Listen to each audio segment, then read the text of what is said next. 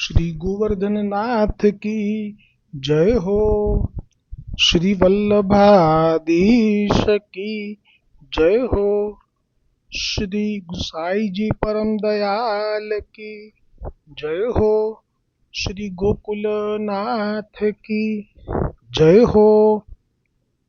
श्री महाप्रभुजी વલ્લભાચાર્યજીના 108 નામ પ્રગટ કરી શ્રી ગુસાઈજીએ વૈષ્ણવો માટે ખૂબ કૃપા વિચારી, પણ આપને પણ શ્રી વલ્લભના ગુણગાન કરવાનો જે હૃદયનો ભાવ હતો તે પ્રગટ થયો, જેથી શ્રી ગુસાઈજીના હૃદયમાં શ્રી વલ્લભ માટે કેવો ભાવ છે એ સૌ વૈષ્ણવોને પણ પ્રાપ્તિ થઈ ગઈ. અને શ્રી ગોકુલનાથજી આપ એક એવા સમર્થ આપના ચતુર્થ પુત્ર છે કે જે આપના મનોભાવને, હૃદયના ભાવને, અંતરના ભાવને અને વલ્લભના સ્વરૂપને સારી રીતે જાણે છે. તેથી જ શ્રી ગોકુલનાથજીને જ આપે આજ્ઞા કરી હતી આ ટીકા માટે, જે પ્રથમથી 6 શ્લોક સુધી લાભ લીધો. 7મા શ્લોકમાં આનંદ પરમાનંદ શ્રી કૃષ્ણાસ્યમ કૃપાનિધિ દૈવોદ્ધાર પ્રયત્નાત્મા સ્મૃતિ માત્રાર્તિનાશન. તો જે આનંદ નામ, પરમાનંદ નામ, શ્રી કૃષ્ણાસ્યમ અને કૃપાનિધિ, આ 4 નામ ઉપર ટીકા આવી ગઈ છે. આજે જે નામ છે 5મું, 1 2 3 4 5મું દૈવોદ્ધાર પ્રયત્નાત્મા, આ બધા જ નામ એકબીજા સાથે જોડાયેલા છે. એટલે આગળના નામમાં જે કૃપાનિધિ આવ્યું હતું એમાં જે છેલ્લી ટીકા આવી હતી કે શા માટે આપ આવી રીતે લૌકિક સ્થળમાં પ્રગટ થયા, તો એનો ભાવ એ કૃપાનિધિ નામથી પ્રગટ કર્યો હતો શ્રી ગુસાઈજીએ, કે લૌકિક સ્થળમાં એટલા માટે પ્રગટ થયા હતા કે આપના જે લીલાના ગોપીજન સ્વરૂપવાળા જે જીવો છે દૈવી, એ પણ અહીંયા લૌકિક સ્થળોમાં છે. એટલે આપ જીવો માટે થઈને લૌકિક સ્થળમાં પ્રગટ થયા હતા એ વાત આવેલી. એમાં જે છેલ્લે પછી કોઈ વાદી એવી શંકા કરે એમ કરીને જે પ્રશ્ન હતો ગઈકાલે, જેમાં કોઈને એવું થાય કે લૌકિક સ્થળમાં જે પ્રગટ થયા એનું કારણ એક તો કૃપાનિધિ આવ્યું, હવે એ જ કારણથી બીજું નામ પ્રગટ થઈ રહ્યું છે આગળનું દૈવોદ્ધાર પ્રયત્નાત્મા, કે લૌકિક સ્થળો પર લૌકિક જીવો, દૈવી જીવો પ્રગટ થયા છે એટલે જ આપે આ જે પ્રયત્ન કર્યો દૈવોદ્ધાર, એટલે લીલાના જીવોને પાછા લઈ જવા માટે આપે જે ખુલ્લા ચરણે સીવેલા વસ્ત્રો વગર અને બધી જ ઋતુમાં, શિયાળો, ઉનાળો, ચોમાસું, 3 વખત જે પરિક્રમા કરી, એ આપના સુંદર વૈષ્ણવો માટેના આપના શ્રી વલ્લભના ભાવને આપે નામમાં પ્રગટ કર્યું. શ્રી ગુસાઈજીએ કૃપા કરીને દૈવોદ્ધાર પ્રયત્નાત્મા. હવે એમની ટીકા આવશે. શ્રી ગોકુલનાથજી દૈવોદ્ધાર પ્રયત્નાત્મા એ નામ ઉપર ટીકા રચતા કહે છે कि याको अर्थ अब श्री गोकुलनाथ जी कहत है, जो आप श्री महाप्रभु जी वल्लभाचार्य जी कैसे हैं, जो दैवी जीवन को उद्धार करण विषय प्रयत्न युक्त है, अंतःकरण जिनको ऐसे श्री महाप्रभु जी वल्लभाचार्य जी है, तहाँ दैवी सृष्टि में जीव 2 भांति के हैं, सो कितनेक तो ऐसे हैं जो जिनको साधन रीति सो उद्धार है, सो तो साधन करी के उद्धार होय, तिनको तो वेद पुराण में कहे जो साधनता करी के उद्धार होई गो.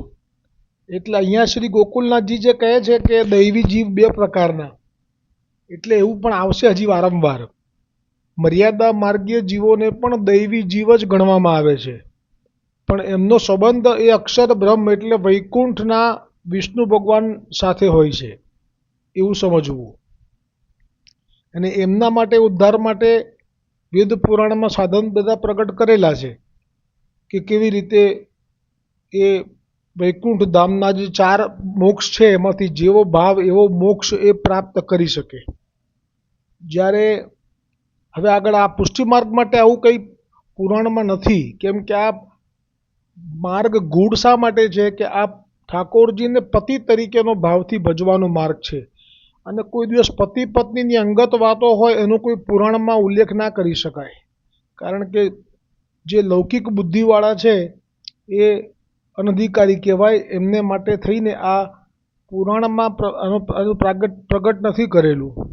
એટલા માટે અહીંયા શ્રી ગોકુલનાથજી કહે છે કે तिनको तो वेद मर्यादा वैष्णवों को वेद पुराण में कहे जो साधनता करी के उद्धार होइगो कृतार्थ होइगो, तिनके लिए श्री महाप्रभु जी वल्लभाचार्य जी को प्रागट्य नहीं है और पुष्टि मार्गीय दैवी जीव है जिनको मर्यादा मार्ग के साधन करी के उद्धार नहीं है, उन जीवन को तो साक्षात स्वरूप संबंध है.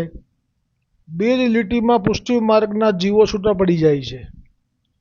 એક તો કહ્યું કે મહાપ્રભુજી વલ્લભાચાર્યજી એ પેલા વૈકુંઠના જે ભક્તો છે એમને વૈકુંઠની મોક્ષની રીતિ બતાવવા માટે પ્રગટ નથી થયા.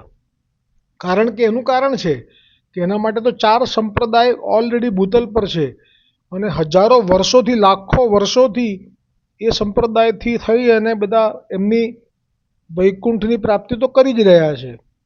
પરંતુ શ્રી ગોકુલનાથજી કહે છે કે જે પુષ્ટિ માર્ગીય દૈવી જીવ છે એમનો એ સાધનથી ઉદ્ધાર નથી થઈ શકતો. એમની જે રીતિ છે, સાધન જે છે મર્યાદા માર્ગીય જીવો માટેના, એ દૈવી જીવોને કોઈ લાભકારક નથી, ઉદ્ધાર નહીં है. उन जीवन को तो साक्षात स्वरूप संबंध है. આ એક વાક્ય તો એટલું મોટું છે કે જે 4 સંપ્રદાયના આચાર્યો પણ સમજી ના શકે, તો પછી એમને કેવી રીતે એ સંબંધ કરાવી શકે.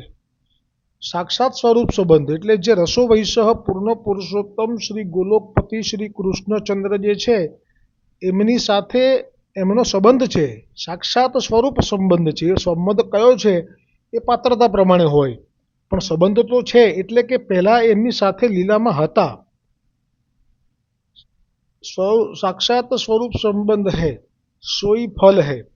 सो पूर्ण पुरुषोत्तम के स्वरूप संबंधी फल के साधन तो शास्त्र में प्रसिद्ध नहीं है. मैं हमने कहूँ एम ताते जो शुद्ध पुष्टि मार्गीय जीव होय तिनको ज्ञान होय और उनको श्री पूर्ण पुरुषोत्तम के स्वरूप संबंधी ज्ञान होय नहीं. હવે મેં કહ્યું એમાં 4 મર્યાદા માર્ગીય જે વૈષ્ણવાચાર્યો છે એ કોઈ પણ રીતે દૈવી જીવો માટેનું સાધન શુદ્ધ પુષ્ટિ માર્ગીય જે જીવ છે એમના વિષયનું કંઈ જ્ઞાન જ નથી એમને. શ્રી પૂર્ણ પુરુષોત્તમ કે સ્વરૂપ સંબંધી જ્ઞાન હોય નહીં. तथा जो श्री आचार्य जी महाप्रभु जी आप भूतल में प्रकट नहीं होते तो पुष्टि मार्गीय दैवी जीवन को हो, पुष्टि मार्गीय साधन को ज्ञान नहीं होतो, तब पुष्टि मार्गीय दैवी जीव को उद्धार नहीं होतो, तब पुष्टि मार्ग व्यर्थ हो जातो. ताते पुष्टि मार्गीय दैवी जीवन के उद्धार करणार्थ श्री महाप्रभु जी को भूतल में प्रागट्य भयो है. ताते श्री महाप्रभु जी वल्लभाचार्य जी को नाम श्री गुसाई जी कहे दैवोद्धार प्रयत्नात्मा ही और हूँ कहत है. આટલે આ જે વાત છે આટલી એ પહેલાં સમજીએ કે શ્રી મહાપ્રભુજી વલ્લભાચાર્યજીનું લીલામાંથી ગોલોકમાંથી નીચે આવવું એનો મુખ્ય ઉદ્દેશ જે છે એ એટલો સ્પષ્ટ છે કે પોતાના લીલાના જીવો જે પડેલા છે અને આપ જ્યારે પ્રગટ થયા સ્વામિનીજી અને ઠાકોરજીની સન્મુખમાં શ્રી ઠાકોરજીના મુખારવિંદમાંથી, ત્યારે આપે ત્યાં પ્રાગટ્યમાં સીધું જ આપનું ત્યાં કૌમાર અવસ્થા છે. એવું ચિત્ર છે અને એવી વાત છે.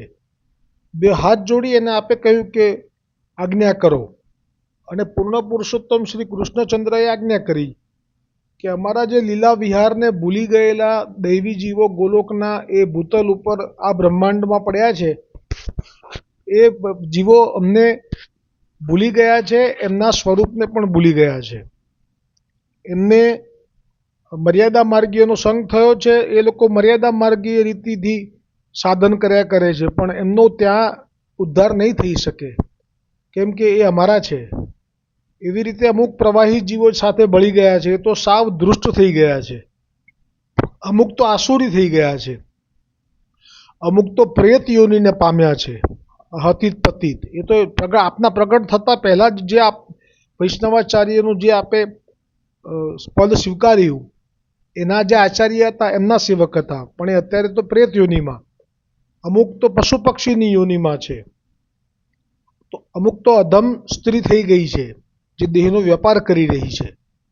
તો આપ ભૂતલ પર જાઓ, આપ એમના બધા જ પ્રારબ્ધને આપના સામર્થ્ય બળથી એ ભોગવાવડાવી અને શુદ્ધ કરી મુક્ત કરો સંસારથી, અને અમારો સંબંધ કરાવો, અને એ જીવો માટે આપ પ્રગટ થાઓ. એટલે મહાપ્રભુજી વલ્ભાચાર્યજીનું જે પ્રગટ થવું છે ભૂતલ ઉપર, એ સ્પષ્ટ એક ધ્યેય સાથે છે કે જે દૈવી જીવો લીલામાંથી પડ્યા છે એમને પાછા લઈ જવાના છે. અને એ જ ભાવ સાથે આપનું જે જીવન છે, એટલે આપનો ક્રમ જે જીવનનો છે એમાં લક્ષ્ય બહુ સ્પષ્ટ છે, દૈવોદ્ધાર પ્રયત્નાત્મા. એટલે દૈવી જીવો માટે કેવી રીતે એમને શોધવા અને કેવી રીતે એમને ગોવર્ધનનાથજીથી બ્રહ્મ સંબંધ કરાવવી અને એમને સોંપી દેવા, આના પ્રયત્નમાં જ આપનું સંપૂર્ણ સાફલ્ય છે આજ્ઞાનું.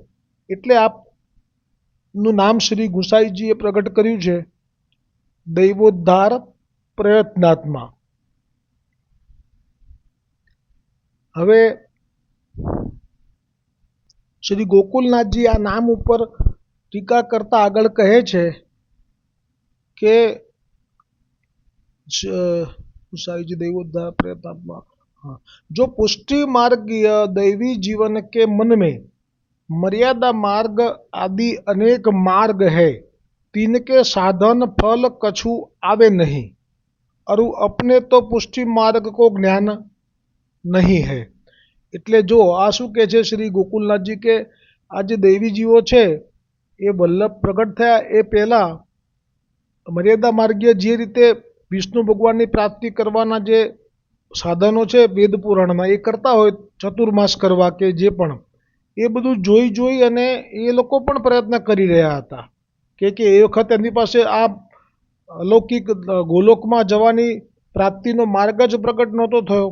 એટલે તો એવું થતું હતું એમને કે એમને એ પણ નહોતું ફાવતું, એટલે એમાં પાછા પડતા હતા. એ લોકો સરળતાથી કરી લે, મર્યાદા માર્ગીય વૈષ્ણવો.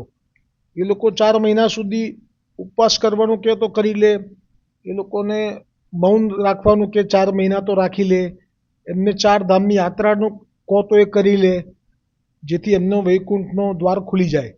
અને એ સિવાય એમને જે પણ કુંભના મેળામાં જવાનું થાય તો દોડીને જાય, એને એમને એકાદશી નિર્જળા કરવાનું કહો તો પણ એ કરી લે.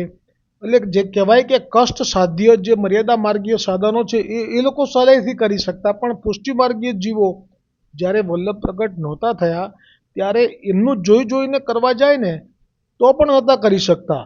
એટલે પ્રભુને દયા એટલે ઉપજી છે કે આ મારા જીવો છે, મને ભૂલી ગયા છે, પડ્યા છે, પણ હવે એમને ક્યાં સુધી નીચે રાખી શકું. અને આ તો કશું પ્રયત્ન કરે છે પણ એમને સફળતા તો મળતી નથી. મર્યાદા માર્ગીય ક્યાંથી મળશે, કારણ કે એ તો અમારા છે. બસ આ પુષ્ટિ માર્ગમાં જે કૃપા માર્ગ જે નામ છે એનું કારણ જ આટલું છે કે ઠાકોરજી એમ કહે છે કે આ જીવો તો અમારા છે. અને આ જ ભાવ આજે પણ શ્રી મહાપ્રભુજી વલ્ભાચાર્યજીમાં આ જ ભાવ હતો, એટલે તો આપણું નામ જ પડ્યું કે દૈવોદ્ધાર પ્રયત્નાત્મા. અને આ જ ભાવ આજે આપના વંશમાં છે કે આ અમારા છે. એટલે આ જે ભાવ છે કે આ અમારા છે એ જ કૃપા માર્ગનું બીજું નામ છે. અને એટલે જ એમને કોઈ હવે ચિંતા નથી, હવે કોઈ એમને સાધન કરવાનું રહ્યું નહીં. હવે એમને નાવમાં બેસી ગયા છે, એકવાર બ્રહ્મ સંબંધ થઈ ગયો છે એટલે નાવમાં બેસી ગયા છે. હવે એ નાવમાં પાઠ કરે છે તો એ આનંદ તો પામે જ છે. હવે જો નાવમાં બેઠા છે, આપણે બધા વલ્લભરૂપી વિશાળ નૌકામાં બેઠા છીએ બ્રહ્મસંબંધ થયા પછી, એમાં જે બ્રહ્મસંબંધ થયા પછી સેવા કરી રહ્યા છે એ તો મગન છે. પ્રભુનો સમય સમયે ભોગ સિદ્ધ કરવા લાગે તો શું આનંદ થાય એ તો એ જાણે છે. જે લોકોને સેવા નથી એ લોકો સત્સંગ કરીને ડૂબી જાય છે, ગુસાઈજી વલ્લભના સ્વરૂપમાં મસ્ત બની જાય છે. હવે જેને સેવા નથી અને સત્સંગ નથી એ આગા પાછા થયા કરે છે. એમને ચેન નથી. એમને ઘણી વખત આમ કરી નાખવું અને તેમ કરી નાખવું એવું થયા કરે છે. એટલે કે આમ કરી નાખવું ને તેમ કરી નાખવું, ફોગટ ફાફા મારે રે, આમ કરી નાખવું ને તેમ કરી નાખવું. પણ થાય છે શું કે જે સેવા કરી રહ્યા છે એમને તો સેવા સ્વીકારી જ ઠાકોરજીએ એટલે એમને લાભ મળે છે. એટલે એમને તો સેવા નથી મળી એટલે એ સેવાનો પણ પ્રયત્ન કરવા જાય પણ હવે કંઈ થાય નહીં. પછી એમને સત્સંગ બધા કરી રહ્યા છે તો ડોલી રહ્યા છે શ્રી ગુસાઈજીના વલ્લભના વૈષ્ણવોનું વાર્તા પ્રસંગમાં, પણ એમને તો તે પણ મનમાં જતું નથી શ્રવણ કરતા. એટલે ત્યાં એમને પણ જે આનંદ આવવો જોઈએ નથી આવતો. એટલે એમની સ્થિતિ તો અત્યારે જે નાવમાં જ બેઠા છો આ બરાબર સમજજો. બ્રહ્મ સંબંધ થયો એટલે એની લૌકિક ગતિ હવે નહીં, પણ બધાની અલગ અલગ સ્થિતિ કેમ છે? સેવાવાળાની સ્થિતિ જુદી છે, સત્સંગની જુદી છે, અને જે બેમાંથી એકેય નથી કરતા એમની સ્થિતિ જુદી કેમ છે? તો કે એટલું તો રહેશે. આ તો એવી રીતે બધાને સરખું ના હોય. જેવો જે ભાવવાળો હોય એને એવું ફળ મળે. જેને સેવાનો ભાવ છે એને સેવા મળી ગઈ છે, જેને સત્સંગનો ભાવ છે એને સત્સંગ મળી ગયો છે. પણ જેને નથી સેવા જોઈતી, નથી સત્સંગ જોઈતો અને આ દેખાદેખી કરી અને બહિર્મુખ થયા છે અથવા તો આસુરાવેશ થયા છે, એમને કહેવામાં આવે કે તમે કરો સત્સંગ, તમે કરો સેવા, તો એ નહીં કરી શકે. ત્યારે શું થશે? કરવાનું આવે ત્યારે માથું ખંજવાળે, કરવાનું આવે ત્યારે આમ કરી નાખું ને તેમ કરી નાખું, પણ કરવાનું આવે ત્યારે માથું શું કરવાનું આવે ત્યારે? બીજું બધું નહીં, દાન કરવાનું આવે તેની વાત નથી. આ બીજી આ વાત નથી. આ વાત છે સેવાની અથવા સત્સંગની. કરવાનું આવે ત્યારે માથું ખંજવાળે, માથામાં જૂત અને કરડે રે, આમ કરી નાખું ને તેમ કરી નાખું. હવે આ જે નાવમાં બેઠા છે દૈવી જીવત છે એટલે જામ માનો કે વિઝા મળી ગયો છે એકવાર, એ નિશ્ચિંતા હોય એવી નિશ્ચિંતા થઈ ગઈ છે બધા બ્રહ્મસંબંધી જીવોને. પણ આમાં જે આનંદ લઈ રહ્યા છે સેવાનો અને સત્સંગનો, હવે આજે નથી લઈ રહ્યા એમની સ્થિતિ કફોડી છે. અને એટલા માટે જ આજે વાર્તા મેં પ્રસંગ કહેલો વચ્ચે આપણે ભણવામાં આવતું હતું કે હંસ અને કાગડો. તો હંસ જે છે એ આ સત્સંગની શ્રેણીમાં આવે છે, હંસ એ સેવાની શ્રેણીમાં આવે છે. એટલે એમને તો સમય થાય એટલે એમને તો સીધું જ અપરસમાં જવા જોઈએ. સેવાવાળા હંસની વાત છે આ. અને તરત જ એ અપરસમાં જાય એટલે એને દુનિયા પ્રપંચ સંસાર ભૂલાઈ જાય અને વલ્લભની કાનીએ 84,252ની વલ્લભ વિઠ્ઠલ 84,252 અષ્ટસખાઓની કાનીએ એ જ્યાં મંગલ ભોગ ધરે અને પછી જે આખો ક્રમ ચાલે એમનો દિવસ એ કલિયુગના સ્પર્શ થયા વગર સુંદર પસાર થઈ જાય છે. એટલે આ હંસનું આ અનુભવ છે.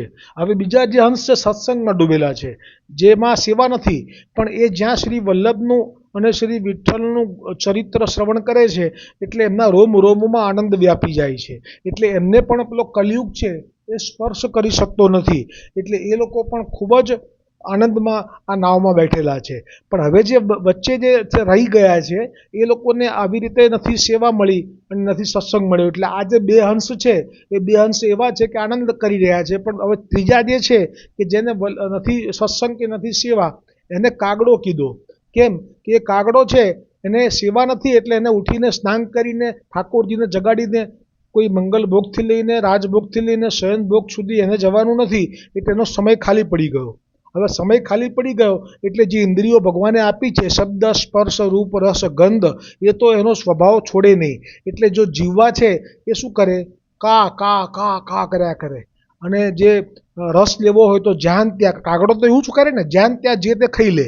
હંસ જ્યાં ત્યાં ના ખાય, હંસ તો મોતી ખાય. એટલે એમ કે જે વૈષ્ણવો છે એ તો ધરેલું લે. પછી આ રૂપ રસ સ્પર્શ અને શબ્દ આ બધામાં કાગડો છે ને એ અલગ પડી જાય. એટલે એનું જે પાછું એમ થાય કે આ લોકો કેવા શાંતિથી કશું કરતા નથી છતાં આટલા બધા આનંદમાં રહે છે, અને હું તો આટલી બધી રીતથી મને ઉડતા આવડે છે, હું જો મારી રીત કેટલી બધી છે. એટલે બધા હંસને બતાવે ખરા, અને હંસને કહે કે જો મને આટલી રીતથી ઉડતા આવડે છે, તમને આવડે છે? અને ત્યારે હંસ કશું બોલે નહીં, કારણ કે આ રસ ચાખ્યો હોય પછી એને વાત કરવી ના ગમે. ભલે ને એ દૈવી જ છે, એ જે કાગડો છે એ દૈવી જ છે, એને પણ લીલામાં જવાનું છે, પણ હવે અત્યારે પરિસ્થિતિ થોડી જુદી છે, કેમ કે એની પાસે સેવા પણ નથી, સત્સંગ પણ નથી. એટલે એનો શબ્દ, સ્પર્શ, રસ, રૂપ અને ગંધ એ પ્રભુમય હોવું જોઈએ, સ્વરૂપમય, અધરામૃતમય, વાણી શ્રવણ કરવામય, એ બધામાં નથી, પણ એ લૌકિકમાં છે. એટલે એ અલગ પડે છે, અને એ અલગ પડશે જ. અને એ લોકોને 3 અંતરાય કીધા છે. અત્યારે જે લોટ છે વૈષ્ણવોનો, એ બધો ત્રીજો જ આ અંતરાયવાળા, ત્રીજા જ જન્મવાળા છે. એટલે એમને બી હવે સીધું પહોંચવાનું જ છે. આ તો વલ્લભની મેર છે. કેમ? દૈવોદ્ધાર પ્રયત્નાત્મા. ઠાકોરજીએ કહ્યું છે કે તમે જેવી સ્થિતિમાં જ, મેં ના કીધું રોમ એટલા ધણી કર્યા હતા એક સ્ત્રીએ, આખું શરીર એનું વેપાર કરી નાખ્યું હતું, વેપાર કર્યો હતો દેહનો, તો પણ એને ક્યાં કશું ભોગવવું પડ્યું. સીધી લીલામાં પ્રવેશ છે. કેમ પ્રવેશ છે? કોઈ એક્સ્ટ્રા ઓર્ડિનરી ઓબ્લાઇઝ નથી આમાં, આ એનો અધિકાર છે. પૂર્ણ પુરુષોત્તમ સાથે જેણે વિહાર કરેલો છે, હવે એને શું દુઃખ હોય એ ઠાકોરજી યાદ કરી લીધા. એ રાજા એમ કહી દે કે આ તો અમારો જીવ છે, એને ફાંસી ના અપાય, તો હવે એની સામે કોણ પડે? તો આ તો રાજાઓનો પણ રાજા. એટલે અહીંયા આજે આ બસ હવે આ વિરામ પામી રહ્યું છે. દૈવોદ્ધાર પ્રયત્નાત્મા ઉપર જે ટીકા છે તે, એમાં આગળ હવે કહ્યું કે અતિ પુષ્ટિ માર્ગે દૈવી જીવ તબ આચરિત देव। हाँ, मर्यादा मार्ग आदि अनेक मार्ग है, तीन के साधन फल कछु आवे नहीं, और पुष्टि मार्ग को ज्ञान नहीं आचरित। चलो और उद्धार अब कैसे होइगो? क्यों जो पुष्टि मार्ग के साधन को तो ज्ञान नहीं ताते, यह आरती पुष्टि मार्गीय दैवी जीवन को हती। तब श्री महाप्रभु जी वल्लभाचार्य जी आप प्रगट भये। तब श्री महाप्रभु जी कहे आ चरणारविंद के स्पर्श मात्र ते पुष्टि मार्गीय दैवी जीव की पुष्टि भक्ति मार्ग के साधन फल को ज्ञान भयो। जेम ब्रह्मा जी ने भगवान आ ब्रह्मांडना विष्णु पूर्ण पुरुषोत्तम अंश अवतार एवं विष्णुए जेम आपे संकल्प मात्रथी ब्रह्माजीने सृष्टि सर्जनનું જ્ઞાન અને સૃષ્ટિના શાસ્ત્રોનું જ્ઞાન કરી દીધેલું, એવી રીતે અહીંયા મહાપ્રભુજી વલ્લભાચાર્યજીના ચરણારવિંદનો સ્પર્શ માત્રથી પુષ્ટિ માર્ગીય દૈવી જીવોને પુષ્ટિ ભક્તિ માર્ગના સાધન ફલનું જ્ઞાન થઈ ગયું. એટલે હવે એમને જે તાપ હતો કે અમારો ઉદ્ધાર, અમે કયા સંપ્રદાયમાં જઈએ, એ મટી ગયો. પુરુષોત્તમ સ્વરૂપ को हु ज्ञान भयो, तब पुष्टि मार्गीय दैवी जीव को उद्धार भयो। आरती भई यह जतावे के अर्थ श्री गोसाई जी श्री आचार्य जी महाप्रभु को नाम कहत है। स्मृति मात्रार्थी नाशन। હવે આ જો પહેલા તો ચરણ સ્પર્શ કરવાથી મહાપ્રભુજીના જે દૈવી જીવો તે વખતે હતા બોતલ પર, એમને તો ચરણ સ્પર્શ જેને જેને પણ થયો એની સાથે સાથે એમને તો જ્ઞાન થઈ ગયું. એટલે એ લોકોને તો હવે કશું કર્તવ્ય રહ્યું નહીં જીવનમાં. બીજું આજ્ઞા કરે તો સેવા કરવાની, આજ્ઞા ના કરે તો સ્મરણ કરવાનું અષ્ટાક્ષરનું, આ બે જ કર્તવ્યો રહ્યા. પણ હવે એમ કે છે ગોકુલનાથજી કે પણ સૃષ્ટિ તો ચાલશે ઘણા સમય સુધી, તો પછી આગળની સૃષ્ટિનું શું કલ્યાણ કેવી રીતે કરશે? વલ્લભ તો આસુર વ્યામોલીલા કરી લેશે. તો એનો જવાબ આપ્યો કે ગુસાઈજીએ જે નામ પ્રગટ કર્યું છે હવે છઠ્ઠું, સ્મૃતિ માત્રાર્થી નાશન, એટલે કે જેમની સ્મૃતિ કરશે ભવિષ્યની પેઢી, અત્યારે આપણે, તો પણ એમના બધા દુઃખોનું નિવારણ થશે, અને વળી પાછું પુષ્ટિ માર્ગમાં એમને સાધન વગર સહજતાથી તરી જવાશે. બોલો શ્રી, હવે અહીં આવતીકાલે ટીકા આવશે. બોલો શ્રી ગોવર્ધનનાથ કી જય હો, શ્રી વલ્લભાધીશ કી જય હો, શ્રી ગુસાઈજી પરમ દયાલ કી જય હો, શ્રી ગોકુલનાથ કી જય હો, જય હો, જય હો.